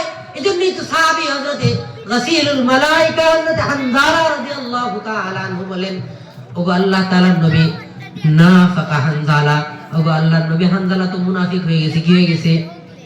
গাসিলুল মালাইকা, একমাত্র সাহাবী যাকে ফেরেশতারা গোসল দিয়েছিলেন। হানজালা বলেন, ওগো আল্লাহর নবী আমি মুনাফিক হয়ে গেছি। নবী বলেন কারণ কি? হানজালা বলেন, ওগো আল্লাহর নবী আপনার মজলিসে থেকে যখন কোরআনের আলোচনা শুনি, শোনার পরে ঈমান এত গুণে বেড়ে যায়, সারা পৃথিবীর মধ্যে শুধুমাত্র আপনার এবং আল্লাহর মহব্বত আমার অন্তরে গায়েব হয়ে যায়। কিন্তু যখন আপনার মজলিস থেকে আমি দূরে সরে যাই, তখন দুনিয়ার মহব্বত, ব্যবসা বাণিজ্যের মহব্বত, টাকা ইনকামের মহব্বত, পরিবারের মহব্বত বেড়ে যায়। এই জন্য আমার মনে হয় আমি হানজালা মুনাফিক হয়ে গেছি। এর অর্থ হলো সাহাবীর বক্তব্যের দ্বারা নবী সাল্লাল্লাহু আলাইহি সাল্লাম সার্টিফাইড করলেন আল ঈমানু ইয়াজিদু ওয়া ইয়ানকুস, ঈমান বাড়ে এবং কমে। যখন ঈমানের মজলিসে থাকি, ঈমানি মুযাকারার মজলিসে থাকি, ঈমান কি হয়? বাড়ে। আবার যখন মজলিস থেকে চলে যাই, ঈমানের নূর কমে। এই জন্যই তো আল্লাহ তাআলা বলেছেন ঈমানদারের সত্যিকারের গুণ হলো যখন তার সামনে ঈমানের আলোচনা হয়, কোরআনের আয়াত তিলাওয়াত হয়, তিলাওয়াত শুনলে তার ঈমানের নূর বেড়ে যায়। ঠিক কি না? ঈমানদারের 3 নম্বরের বৈশিষ্ট্য। কয় নম্বরের বৈশিষ্ট্য? আপনারা মনে রাখবেন তো বিষয়গুলি? মনে রাখবেন তো? হ্যাঁ বাবা, তোমরা একটা কথা বলবা না, চুপ থাকো। একেবারে সংক্ষেপে শেষ করে দিব। আমার পরে হয়তো মজলিসের মধ্যে আপনাদের এই মাদ্রাসার তালিবান উলুমুন নবুওয়া তারা কি শিখছে, আপনারা এখানে টাকা পয়সা দিচ্ছেন, আপনারা এখানে ছাত্র দিচ্ছেন, আপনার সন্তান, আপনার ভাতিজা, আপনার নাতি এই মাদ্রাসাগুলির মধ্যে পড়ে সে কি ধরনের ইলম হাসিল করতেছে, সে কি ধরনের শিক্ষা লাভ করতেছে, সে জাতির কি ধরনের খেদমতের জন্য নিজেকে প্রিপেয়ার করতেছে, তৈরি করতেছে, এটার একটা নমুনা ইনশাআল্লাহ আমরা অচিরেই দেখবো। ইনশাআল্লাহ ইনশাআল্লাহ আমি আমার সন্তানকে মাদ্রাসায় দিয়েছি কোরআনের তালিমের জন্য, হাদিসের তালিমের জন্য। এই সন্তান, আমার আগের আলোচক বলছিলেন, সে যখন কোরআন এবং হাদিসের তালিম শিক্ষা করে নিজের জীবনকে গঠন করবে, নিজের জীবনকে সুন্নাহ মোতাবেক গঠন করবে, এই সন্তান আল্লাহর কসম করে বলতে পারি, আল্লাহর কসম করে বলতে পারি, কাফারা দেওয়ার প্রয়োজন হবে না। কোন আলেমের পিতামাতা পৃথিবীর ইতিহাসের মধ্যে নাই কোন আলেমের পিতামাতা বৃদ্ধাশ্রমে গিয়েছে। আজকে সারা পৃথিবী বাংলাদেশের মধ্যে যত বৃদ্ধাশ্রমগুলি আছে, আশ্রমগুলি আছে, টেক কেয়ারগুলি, কেয়ার হোমগুলি আছে, সেখানে গিয়ে খুঁজে খুঁজে দেখেন শিল্পপতির বাবা, শিল্পপতির মা, চাকরিজীবীর বাবা, চাকরিজীবীর মা, এরকম ভাবে সচিবের বাবা, সচিবের মা আজকে এইরকম নাজেহাল এবং নিস্তর, নিস্তব্ধ, বঞ্চিত এক ধরনের অসহায়ত্বের জীবন যাপন করছে। যে দুনিয়াবি শিক্ষায় শিক্ষিত করার কারণে সন্তানকে দুনিয়ার লোভে, দুনিয়ার পার্থিব দুনিয়ার লোভ তাকে যখন গ্রাস করেছিল, এই লোভে যখন পরে সেই সন্তানকে দুনিয়াবি শিক্ষায় শিক্ষিত করেছিল, এই শিক্ষার ফলস্বরূপ ফলশ্রুতিতে সে বৃদ্ধাশ্রমে যায়। আর আপনাদের মাদ্রাসার নুরানি বিভাগের শিক্ষককে দেখবেন 10,000 টাকা বেতনের চাকরি করে, আল্লাহর কসম সে তার বাবা মার হক আদায় করে, বাবা মার খিদমত করে, আমৃত্যু খিদমত করতে করতে বাবা মার থেকে জান্নাতের সার্টিফিকেট নিয়ে নেয়। আমরা আমাদের সন্তানদেরকে মাদ্রাসায় দিব তো ইনশাআল্লাহ। মুহতারাম হাজিরিন, ঈমানদারের 3 নম্বরের বৈশিষ্ট্য, ঈমানদারের 3 নম্বরের বৈশিষ্ট্য, ওয়াইদা তুলিয়াত আলাইহিম আয়াতুহু যাদাতহুম ঈমানাও ওয়া আলা রাব্বিহিম ইয়াতাওয়াক্কালুন। ঈমানদার ভরসা করে কার উপর? ঈমানদারের বৈশিষ্ট্য, ঈমানদারের 3 নম্বরের বৈশিষ্ট্য, সর্বাবস্থায় ঈমানদার কেবলমাত্র শুধুমাত্র কার উপর ভরসা করে? এক আল্লাহর উপর ভরসা করে। ঈমানদার বিপদে পড়লে ভরসা করে কার উপর? আল্লাহর উপর। ঈমানদার মুসিবতের মধ্যে পড়লেও ভরসা করে কার উপর? আল্লাহ তাআলার উপর। ঈমানদার যখন স্বাচ্ছন্দ্যে থাকে, সুখে শান্তিতে থাকে, তখনও ভরসা করে কার উপর? আল্লাহর উপর। কিন্তু আমাদের অবস্থা ঠিক বিপরীত। আমরা বলি আজকে এই বছর ফসলটা ভালো হয় না, ভালো সার দেয় না, সেজন্য আজকে এই বছর অনাবৃষ্টির কারণে ফসল হয় নাই। বলেন তো, এই যে আমি দোষারোপ করি, এই দোষারোপ করার মাধ্যমে আমরা কি আল্লাহর উপর ভরসা করলাম নাকি আমাদের আসবাবের উপর ভরসা করলাম? আহা, আমার সন্তান যদি বিদেশ থেকে টাকা না পাঠাইতো, এই বছর যে লস খাইছি, বাচ্চা টাকার সুযোগ ছিল না, বলি কিনা? হ্যাঁ, আহা, আমার ছেলের ইনকাম, আমার ছেলের চাকরি, আমার ব্যবসা, আমার বাণিজ্য, আমার সন্তান আমাকে খাওয়ায়। এই যে আকীদা, এই যে আকীদার মধ্যে শিরকযুক্ত আকীদা, শিরকযুক্ত ঈমান, এই ঈমান নিয়ে যখন আমি দিনাতিপাত করব, ঈমান নিয়ে যখন, এই শিরকযুক্ত ঈমান নিয়ে যখন আমি কবরে যাব, তখনই তো আল্লাহ তাআলার কাছে আফসোস করতে হবে, ইয়া লাইতানি লাম উতা কিতাবিয়া, হায় হায় যদি আমি শিরকযুক্ত ঈমান না থাকতো আমার, হায় হায় দুনিয়াতে যদি আমার সন্তানের উপর আমি ডিপেন্ডেন্ট না হইতাম, হায় হায় দুনিয়াতে যদি আমার ব্যবসা বাণিজ্যের উপর আমি ডিপেন্ডেন্ট না হইতাম, হায় হায় দুনিয়াতে যদি আমার চাকরি বাকরি খেত খামারের উপর ভরসা না করতাম। আমরা যারা ইমানদার, সত্যিকারের ইমানদার, কার উপর ভরসা করবে? চিল্লা বলেন, কার উপর ভরসা করবে? আজকের থেকে সব অবস্থায় বিপদ মুসিবত এই সব কিছু থেকে উত্তরণের মালিক একমাত্র আল্লাহ। আল্লাহ তাআলা বলেন ওয়াস্তাঈনু বিস-সাবরি ওয়াস-সালাহ। ও ইমানদার, তুমি বিপদে পড়েছো, আল্লাহ তাআলা বলেন ওয়াস্তাঈনু বিস-সাবরি ওয়াস-সালাহ, তোমরা আমি আল্লাহর কাছে সাহায্য চাও বিপদে পড়ার সময়। ধৈর্য ধারণের মাধ্যমে আমরা বিপদে পড়লে দোষারোপ করি, আহা অমুককে দোষারোপ করি, আহা পেট খারাপ হয়েছে অমুক খাবারটা খাইছে, বলে কিনা অমুক খাবার না খেলে আমার পেটটা খারাপ হইতো না, অমুক কাজ না করলে আমার এটা হইতো না, অমুক জায়গায় না গেলে আমার ঠান্ডা লাগতো না, জ্বর হইতো না, বলি কিনা এগুলি? আল্লাহ তাআলা বলেন ওয়াস্তাঈনু বিস-সাবরি ওয়াস-সালাহ, ও ইমানদার তোমরা বিপদে মুসিবতে ধৈর্য ধারণ করার মাধ্যমে আল্লাহর কাছে নামাজের মাধ্যমে তোমরা কি করবে? সাহায্য চাইবে। তাহলে ইমানদার সাহায্য চাইবে কার কাছে? একমাত্র আল্লাহর কাছে, ঠিক না? ইমানদারের 4 নম্বরের বৈশিষ্ট্য আল্লাহ তাআলা বলেন ওয়াল্লাযীনা ইউকিমুনাস-সালাহ।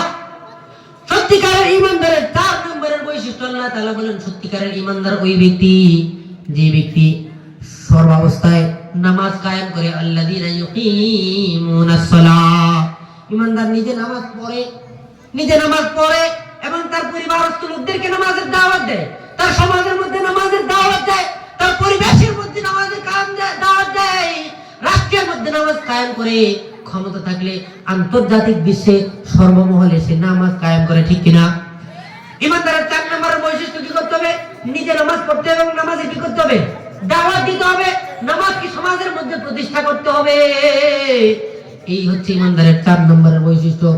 ইমানদারের 5 নম্বরের বৈশিষ্ট্য ওয়া মিম্মা রাযাকনাহুম ইউনফিকুন। আল্লাহ তাআলা বলেন ইমানদারের 5 নম্বরের বৈশিষ্ট্য হলো ওয়া মিম্মা রাযাকনাহুম, আমি তাদেরকে যে রিজিক দিয়েছি, আমার দেওয়া প্রদত্ত রিজিক থেকে তারা আল্লাহর রাস্তায় খরচ করে। কার রাস্তায়? কার রাস্তায় খরচ করে? আল্লাহর রাস্তায় খরচ করে। আমাদের টাকা পয়সা হায়াত মউত এগুলি কে দিয়েছেন? আল্লাহ দিয়েছেন। কে দিয়েছেন? আল্লাহ তাআলা দিয়েছেন নাকি? আল্লাহ তাআলা কোরআনের মধ্যে বলেন ইন্নাল্লাহা আশতারা মিনাল মুমিনিনা আনফুসাহুম ওয়া আমওয়ালাহুম বিআন্না লাহুমুল জান্নাহ। আল্লাহ তাআলা ঈমানদারদের থেকে তাদের জান-মালের এমন একটা বিজনেস করছেন। আল্লাহ তাআলা বলেন আমি ঈমানদারদের থেকে তাদের জান-মালকে ক্রয় করে নিয়েছি, আমি তাদেরকে জান্নাত দিব বলে জান্নাতের বিনিময়ে আমি ঈমানদারদের থেকে তাদের জান-মালকে ক্রয় করে নিয়েছি, ঠিক কিনা? জান-মাল কে দিয়েছেন? দিয়েছেন কে? আল্লাহ দিয়েছেন। আল্লাহ পুঁজি দিয়েছেন কে? আল্লাহ। দিয়ে আবার আল্লাহ বলতেছেন আমার দেওয়া আমি তোমাকে দিয়েছি বান্দা, তুমি 5,000 টাকা ইনকাম করো, এই ইনকামের সক্ষমতা আমি আল্লাহ দিয়েছি। তুমি 1 কোটি টাকা ইনকাম করো, সেই সক্ষমতা আমি আল্লাহ দিয়েছি, নাকি? এরকম কত সার্টিফিকেটদারি লোক সার্টিফিকেটের ব্যাগ হাতে নিয়ে ঘুরতে ঘুরতে ঘুরতে ঘুরতে জুতার তলা ক্ষয় করে ফেলে, ইনকামের কোনো ব্যবস্থা হয় না, শেষমেশ সুইসাইড করে পর্যন্ত মারা যায়, ঠিক কিনা? বোঝা গেল রিজিকের কর্তৃত্ব মানুষের হাতে নাই। রিজিকের মালিক তো কেবল কে? আল্লাহ। আল্লাহ তাআলা এমন সওদাগর, আল্লাহ তাআলা ঈমানদারের সঙ্গে বিজনেস করেন। কি বিজনেস? পুঁজিও আল্লাহ। পুঁজি দেওয়া কার? আল্লাহ। পুঁজি আল্লাহ তাআলা দিয়েছেন, দিয়ে সফলতা আল্লাহ তাআলা দিয়েছেন। দেওয়ার পরে আল্লাহ তাআলা বলতেছেন ও বান্দা সবই তো আমি দিলাম, এরপরে আমি তোর কাছে চাই। এই যে আল্লাহ তাআলা চান, এই চাওয়াটাও আমার জীবনের জন্য একটা পরীক্ষা।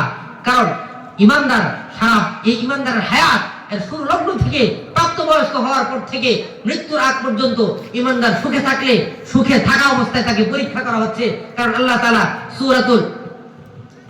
পবিত্র কোরআনের মধ্যে বলেছেন আমি হায়াত এবং মৃত্যুকে সৃষ্টি করেছি কেবলমাত্র তোমাদের মধ্যে কে ভালো কাজ করে কে মন্দ কাজ করে এটা পরীক্ষা করার জন্য।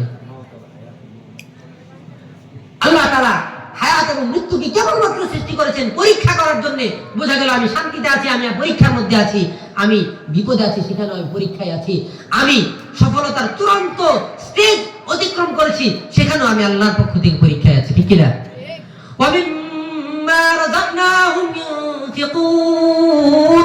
ঈমানদারের 5 নম্বরের বৈশিষ্ট্য আল্লাহ তাআলা বলেন আমার দেওয়া রিজিক, আমি আল্লাহ যে রিজিক দান করেছি সেই নিয়ামত পাওয়ার পরে আমি আল্লাহর দেখানো পথগুলির মধ্যে খরচ করি। আল্লাহর দেখানো মাসরাফ তথা খাতগুলি হচ্ছে যাকাতের খাত, ঠিক কিনা? দান সৎকার খাত। এই যে মাদ্রাসাগুলি আছে, এই কওমি মাদ্রাসাগুলি চলে কিভাবে জানেন? কওমি মাদ্রাসায় সরকারি কোনো ফান্ডিং হয় না, সরকার কোনো ফান্ড দেয় না, পৃথিবীর কোনো সংস্থা এই মাদ্রাসাগুলির মধ্যে ফান্ডিং করে না। এই মাদ্রাসাগুলি চলে হচ্ছে একমাত্র আল্লাহর উপর ভরসা করে। কার উপর ভরসা করে? একমাত্র আল্লাহর উপর ভরসা করে, ঠিক কিনা? আজকে আপনাদের কাছ থেকে আমি একটা ওয়াদা নিতে চাই, যদি আমাকে কর্তৃপক্ষ কিছুই বলে নাই, আমরা এই 5টা গুণ অর্জন করবো তো ইনশাআল্লাহ? করবো তো ইনশাআল্লাহ? আমি আপনাদের থেকে একটা ওয়াদা নিতে চাই। এই যে জামিয়া শফিকিয়া আপনাদের গ্রামের মধ্যে প্রতিষ্ঠিত হয়েছে, এই মাদ্রাসার বিশাল ব্যয় আছে, আপনারা জানেন। আসাতিজা ইকরামের বেতন, বোর্ডিং এর খরচ, ছাত্রদের পিছনে খরচ, উস্তাদদের বেতন সহ মাদ্রাসার ভাড়া বাবদ অনেক ব্যয় আছে কিনা? এই ব্যয়গুলি মেটানোর জন্য আপনারা কে কে আল্লাহর দেওয়া মাল থেকে এই মাদ্রাসার সাথে নিজের সামর্থ্য অনুযায়ী দিয়ে এই মাদ্রাসার আজীবন দাতা সদস্য হিসেবে নিজের নাম লেখাইবেন? একটু হাত উঠান তো দেখি। আমি নিজে নাম লেখাবো ইনশাআল্লাহ, আমি এই মাদ্রাসার স্থায়ী দাতা সদস্য হবো ইনশাআল্লাহ। আপনারা কে কে রাজি আছেন? কেউ রাজি নাই? আমি যা পারি, বছরে একবার 100 পারি, 50 পারি, 10 টাকা পারি, 5000 পারি, 1000 পারি, একবার দিয়া মাদ্রাসার মোতায়েন সাহেবের সাথে সম্পৃক্ত হইয়া এই মাদ্রাসা আমি কালেকশন করবো না, আপনারা ভুলে এটা ভেবেন না কালেকশন। এই মাদ্রাসার আজীবন দাতা সদস্য হিসেবে হুজুর মাদ্রাসার আজীবন দাতা সদস্যের তালিকা করবেন, তালিকা করবেন এবং এটার জন্য মেহনত করবেন।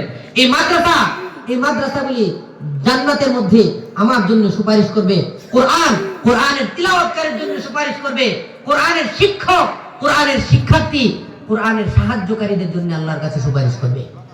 কিয়ামতের দিন বড় ভয়াবহ অবস্থা অবতারণা হবে। আদম আলাইহিস সালামের কাছে মানুষ যাবে দৌড়ায়। আদম আলাইহিস সালাম বললেন, নাফসি নাফসি, আরে আমার নিজেরই তো বেরকানি শেষ নাই, আমি কি করব সেটাই তো বুঝে উঠতেছি না। আদম আলাইহিস সালাম বলবে, হযরত ইব্রাহিমের কাছে যাও, হযরত নূহ আলাইহিস সালামের কাছে যাও। এরকম একজন নবী আরেকজনের কাছে পাঠাবে। শেষমেশ হযরত ঈসা আলাইহিস সালাম বলবে, নাফসি নাফসি, সবাই তো নাফসি নাফসি বলবে। সেদিন কারো কোনো কর্তৃত্ব থাকবে না। গিয়া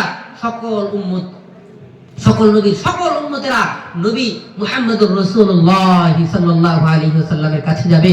নবীজির কাছে যাওয়ার পরে নবীজি সাল্লাল্লাহু আলাইহি সাল্লামের ঘর, নবীজির ঘর হচ্ছে মাদ্রাসা। কারণ হাদিসে পাকের মধ্যে আসছে, ওয়াবনু মাসাজিদা ফি দিয়ারিকুম, ও দুনিয়াবাসী তোমরা তোমাদের ঘরে ঘরে মসজিদ বানাও, মাদ্রাসা বানাও, তোমাদের বাড়িতে বাড়িতে মাদ্রাসা তৈরি করো, পাড়ায় পাড়ায় মাদ্রাসা বানাও, মহল্লায় মহল্লায় মাদ্রাসা বানাও, ঘরে ঘরে মাদ্রাসা বানাও। এই মাদ্রাসা যত বেশি হবে তত বেশি আল্লাহর পক্ষ থেকে রহমত নাজিল হবে, ঠিক কিনা? যত বেশি মাদ্রাসা হবে, যত মসজিদ হবে, কিয়ামতের আগ পর্যন্ত এই পৃথিবীর জমিনের উপর যেই জমিনটা আল্লাহর কাছে মুখতার, আল্লাহর কাছে পছন্দনীয় হবে, সেই জমিনের উপর মাদ্রাসা প্রতিষ্ঠিত হবে। এই মাদ্রাসাগুলির সাথে সম্পৃক্ত আমরা যারা থাকবো, আল্লাহ রাব্বুল আলামিনের কাছে উলামায়ে কেরামের মহব্বতকারী হিসেবে, উলামায়ে কেরামের মহব্বতকারী হিসেবে, তুলাবায়ে কেরামের মহব্বতকারী হিসেবে আমি আল্লাহর কাছে উপস্থিত হইতে পারবো।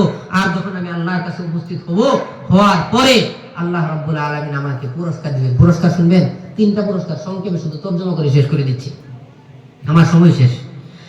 আল্লাহ তাআলা বলেন, উলাইকা হুমুল মুমিনুনা হাক্কা, এই 5টা গুণ যারা অর্জন করবে তারাই হলো সত্যিকারের ঈমানদার। সার্টিফিকেট কে দিচ্ছেন?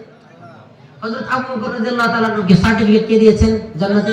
আল্লাহ দিয়েছেন, ঠিক কি না? রাদিয়াল্লাহু আনহুম ওয়া রাদু আন, সাহাবায়ে কেরামকে আল্লাহ রাব্বুল আলামিন জান্নাতে সার্টিফিকেট দিয়েছেন, ঠিক কি না? ওই আল্লাহ তাআলা আরো এক জাতিকে সার্টিফিকেট দিচ্ছেন। আল্লাহ তাআলা বলেন, কিয়ামতের আগ পর্যন্ত যারা এই 5টা গুণ অর্জন করবে আমি আল্লাহ সার্টিফিকেট দিচ্ছি, উলাইকা হুমুল মুমিনুনা হাক্কা, তারাই হলো সত্যিকারের ঈমানদার, তারাই হলো প্রকৃতপক্ষে ঈমানদার। সুবহানাল্লাহ, আল্লাহু আকবার বলেন, আল্লাহু আকবার, আল্লাহু আকবার। আল্লাহ তাআলা বলেন, যারা এই গুণগুলো অর্জন করবে তারা সত্যিকারের ঈমানদার। শুধু তাই নয়, আল্লাহ তাআলা বলেন আমি তাদেরকে 3টা পুরস্কার দেব। কয়টা পুরস্কার? আল্লাহ তাআলা বলেন, লাহুম দারাজাতুন ইনদা রাব্বিহিম, 1 নম্বরের পুরস্কার হচ্ছে এই গুণগুলি অর্জন করে যারা আমার ঘোষণা অনুযায়ী সত্যিকারের ঈমানদারের তালিকাভুক্ত হবে তাদেরকে আমি আল্লাহ 1 নম্বরের পুরস্কার দিব, লাহুম দারাজাতুন ইনদা রাব্বিহিম, তাদের রবের কাছে তাদের মর্যাদা বেড়ে যাবে। সুবহানাল্লাহ, সুবহানাল্লাহ বলেন না? আরে বখিল আর জান্নাত একসাথে দেব না। সবচেয়ে বখিল তো সে যে আল্লাহর তাসবিহ করতে পারে না, আহা, আমাদেরকে শয়তান এমন ভাবে আবৃত করে রাখছে। আহা, শয়তান আমাদের মুখ থেকে সুবহানাল্লাহ পর্যন্ত উচ্চারণ করতে দেয় না। হাদিসের মধ্যে আসছে একবার সুবহানাল্লাহ বললে জান্নাতের মধ্যে একটা বৃক্ষ রোপণ হয়, যে বৃক্ষের মধ্যে নাম খোদাই করা থাকে। সুবহানাল্লাহ, চিল্লায়ে বলেন সুবহানাল্লাহ। এই তো গাছ লাগলো জান্নাতে। সুবহানাল্লাহ, সুবহানাল্লাহ। আহা, আমি যে হাদিস পড়ছিলাম, কালিমাতান হাবিবাতান ইলার রহমান খফিফাতান আলাল লিসান সাকিলাতান ফিল মিজান সুবহানাল্লাহি ওয়া বিহামদিহি সুবহানাল্লাহিল আযীম। এই যে সুবহানাল্লাহ, এই সুবহানাল্লাহ বললে আল্লাহ রাব্বুল আলামিনের যেই নেক বদি মাপার যে পাল্লা মিজান থাকবে, সেই মিজানের মধ্যে সুবহানাল্লাহ আলহামদুলিল্লাহর জিকির যারা সকাল সন্ধ্যায় করবে, আল্লাহ রাব্বুল আলামিনের কাছে এই সুবহানাল্লাহর বরকতে তার নেকের পাল্লা অনেক ভারী হয়ে যাবে। না হইলে বাঁচার কোনো উপায় নাই। বনি ইসরাইল মুসাদ্দাক হাকিমের মধ্যে এক riwayat আছে, সংক্ষেপে বলছি। ওখানে বনি ইসরাইলের এক আবেদ, সে রিয়ামুক্ত দ্বীপের মধ্যে গিয়া হাজার হাজার কিলোমিটার দূরে জনমানব শূন্য এলাকায় গিয়া শুধু ইবাদত করছে, যে ইবাদতের মধ্যে লৌকিকতা বলতে কিছুই ছিল না। মৃত্যুর পরে দোয়া করছে, মৃত্যুর আগে আল্লাহ সিজদারত অবস্থায় মৃত্যু দিও। কিয়ামতের দিন সে সিজদারত অবস্থায় আমলে নিমগ্ন থাকা অবস্থায় উঠবে। উঠার পরে কিয়ামতের দিন আল্লাহর কাছে যাবে, গিয়া আল্লাহ তাআলা বলবে, ও বান্দা, আমি তোকে আমার রহমত, আমার দয়ার বদৌলতে তোরে আমি মাফ করে দিলাম, জান্নাত দিয়ে দিলাম। বান্দা চিন্তা করবে, হাদিস মুস্তাদরাক হাকিমের মধ্যে আসছে riwayat। বান্দা চিন্তা করবে, আহা, আমি এত বছর ইবাদত করছি, আল্লাহ আমার তোমার দয়ার দরকার নাই, তুমি আমার সাথে ইনসাফ করো। কি করো? ইনসাফ করো। মুহতারাম হাজিরিন, আল্লাহ তাআলা যদি ইনসাফের পাল্লা কারোর জন্য দাঁড় করায় দেয়, একজনের নাজাত পাওয়ার কোনো উপায় নাই। এইজন্যই তো আল্লাহ তাআলা বলেন, লা তাকনাতু মির রাহমাতিল্লাহ। ও বান্দা, তুই আমার রহমত থেকে নিরাশ হইস না। গুনাহ করছিস, সারা জীবন গুনাহ করছিস, আজকে দিন পর্যন্ত গুনাহ করছিস, গুনাহ করতে করতে করতে করতে পাহাড় তৈরি করে ফেলেছিস। আল্লাহ তাআলা পবিত্র কোরআনের মধ্যে আয়াতের মধ্যে বলেন, ওমাই ইয়ামাল সুআন আও ইয়াযলিম নাফসা সুম্মা ইস্তাগফিরিল্লাহ ইয়াজিদিল্লাহা গফুরুর রহিমা। তোমাদের মধ্যে কেউ যদি গুনাহ করে, মন্দ কাজ করে, এমনকি শিরকের মতো অপরাধ যদি তোমাদের মধ্যে কেউ করে ফেলে, অতঃপর সে একবার অনুতপ্ত হয়ে আমি আল্লাহর কাছে ইস্তেগফার করে, সুম্মা ইস্তাগফিরিল্লাহ ইয়াজিদিল্লাহা গফুরুর রহিমা। আল্লাহ কয়, ও বান্দা, তুই আমি আল্লাহকে এমন অবস্থায় পাবি যে আমি আল্লাহ গফুর, তোর গুনাহগুলিকে, সব গুনাহকে আমি ক্ষমা করে দিব। শুধু ক্ষমা করব তাই না, আল্লাহ তাআলা বলেন রহিমা। ও বান্দা, গুনাহ তো ক্ষমা করবই, তোর যে গুনাহগুলি ছিল তুই খালেস দিলে, তওবা করার কারণে আমি আল্লাহ তোর গুনাহগুলিকে নেকে রূপান্তরিত করে দেব। সুবহানাল্লাহ। ওই বান্দা আল্লাহর কাছে ইনসাফ চাইবে, চাওয়ার পরে আল্লাহ তাআলা ফেরেশতাদেরকে বলবো, ফেরেশতারা হিসাব করো, আমি তাকে কত নিয়ামত দিয়েছি। আল্লাহ কোরআনের মধ্যে বলেছেন, ওয়া ইন তাউদ্দু নিয়ামাতাল্লাহ লা তুহসুহা। ও বান্দা, আমি তোদেরকে কত নিয়ামত দিয়েছি, যদি এই নিয়ামতগুলিকে একটা একটা করে লিখতে থাকো, একটা একটা করে যদি হিসাব করতে থাকো কতগুলি নিয়ামত দিয়েছি, আল্লাহ তাআলা বলেন ওই নিয়ামতগুলিকে তোমরা হিসাব করে ক্যাপচার করতে পারবে না। পৃথিবীর কোনো ক্যালকুলেটর তৈরি হয় না যে ক্যালকুলেটর আল্লাহর প্রদত্ত নিয়ামতগুলিকে সমার করতে পারে, গণনা করতে পারে। আল্লাহু আকবার। এত নিয়ামত দিবেন, আল্লাহ ওই বান্দাকে বলবে, ও বান্দা, যেহেতু তুই ইনসাফ চেয়েছিস, আমি তোর সাথে ইনসাফ করব। আল্লাহ তাআলা বলেন, হাদিসের মধ্যে দুই ধরনের riwayat আছে। আল্লাহ তাআলা বলেন, বান্দা, তোকে যে দুনিয়াতে আমি এক ধরনের নিঃশ্বাস দিয়েছিলাম, বিজ্ঞান বলে মানুষ 24 ঘন্টায় 24,000 কোটি বার নিঃশ্বাস নেয়। এই একটা নিঃশ্বাসকে আল্লাহ তাআলা এক পাল্লায় উঠাবে, আর তার হায়াতের 500 বছরের আমলকে এক পাল্লায় উঠাবে। উঠানোর পরে ওই নিঃশ্বাসের পাল্লা ভারী হয়ে যাবে, তার সব আমল উপরের দিকে উঠে যাবে। এইরকম ভাবে আল্লাহ তাআলা বলবেন, তার কবরের হাজার হাজার বছরের সিজদাকে এক পাল্লায় উঠানোর পরে ওই একটা ছোট নিয়ামতের বিনিময় তার সারা জীবনের আমলগুলো যখন হবে না, বান্দা পেরেশান হয়ে যাবে। আল্লাহ ফয়সালা করে দিবেন তাকে জাহান্নামের জন্য। এরপরে বান্দা হাওমাও করে কাঁদতে থাকবে, ইয়া রাব্বি, ও আমার রব, আপনি আমাকে দয়া করেন, আমার তো এখন আর কিছুই নাই। এরপরে আল্লাহ তাআলার দয়া হবে, আল্লাহ রাব্বুল আলামিন এই বান্দাকে পুনরায় আল্লাহর দয়ার মাধ্যমে জান্নাত নসিব করবেন। সুবহানাল্লাহ। যদি আল্লাহ ইনসাফের পাল্লা দাঁড় করে দেয়, আল্লাহ যারে বলবে কোন দাও, তোমার হিসাব দিতে হবে, আর পর কোনো সুরত নেই, কোনো সুরত নেই। যদি আমাকে এই ভয়াবহ পরিস্থিতির সম্মুখীন হতে না হয়, আল্লাহর ঘোষণা অনুযায়ী গুণগুলি অর্জন করবো তো ইনশাআল্লাহ, করবো তো ইনশাআল্লাহ। এক নম্বরের পুরস্কার, লাহুম দারাজাতুন ইনদা রাব্বিহিম, তাদের জন্য তাদের রবের কাছে রয়েছে কি মর্যাদা। দারাজাতুন মানে একটা স্টেপ। এই যে আপনারা নিচে আছেন, আমি উপরে আছি, কয় স্টেপ? এক স্টেপ, এটা হলো দারাজাতুন। দারাজাতুন আল্লাহ তাআলা বলছেন মর্যাদা, কত গুণ মর্যাদা? আল্লাহ তাআলা বলেন বহু গুণে মর্যাদা বাড়ায় দেব। কাকে? সত্যিকারের ঈমানদারের গুণ যারা অর্জন করবে। আল্লাহ রাব্বুল আলামিন আমাদেরকে তৌফিক দান করে। 2 নম্বরের পুরস্কার আল্লাহ তাআলা বলেন লাহুম দারাজাতুন ইনদা রাব্বিহিম ওয়া মাগফিরাতুন। আল্লাহ তাআলা বলেন ও বান্দা, তুই গুনাহ করতে করতে গুনার পাহাড় বানায় ফেলেছিস, আমি আল্লাহ ঘোষণা দিচ্ছি যেহেতু তুই এই গুণগুলি অর্জন করেছিস, আমি আল্লাহ তোর জন্য সাধারণ ক্ষমার ঘোষণা করে দিলাম। সুবহানাল্লাহ। 3 নম্বরের গুণ আল্লাহ তাআলা বলেন লাহুম দারাজাতুন ইনদা রাব্বিহিম ওয়া মাগফিরাতুন ওয়া রিজকুন কারীম। 3 নম্বরের গুণ আল্লাহ তাআলা বলেন ও ঈমানদার, যদি তুমি এই 5টা গুণ অর্জন করে সত্যিকারের ঈমানদারদের তালিকাভুক্ত হতে পারো, আমি আল্লাহর ঘোষণা, তুমি বান্দা রিজিকের জন্য যে পেরেশান থাকো, তোমার দুনিয়াতে এবং আখিরাতে তোমার জন্য সম্মানজনক রিজিকের ইন্তজাম আমি আল্লাহ করে দেব। সুবহানাল্লাহ। আল্লাহ রাব্বুল আলামিন আমাদের সকলকে এই কথাগুলির উপর আমল করে নিজের জীবনকে সুন্নাহ মোতাবেক আল্লাহর ঘোষণা অনুযায়ী সত্যিকারের ঈমানদারের তালিকাভুক্ত হয়ে কবরে যাওয়ার জন্য প্রস্তুতি গ্রহণ করার তৌফিক দান করেন। সকলেই বলি আমিন। ওয়া আখিরু দাওয়ানা আলহামদুলিল্লাহি রাব্বিল আলামিন। আসসালামু আলাইকুম ওয়া রাহমাতুল্লাহি ওয়া বারাকাতুহু।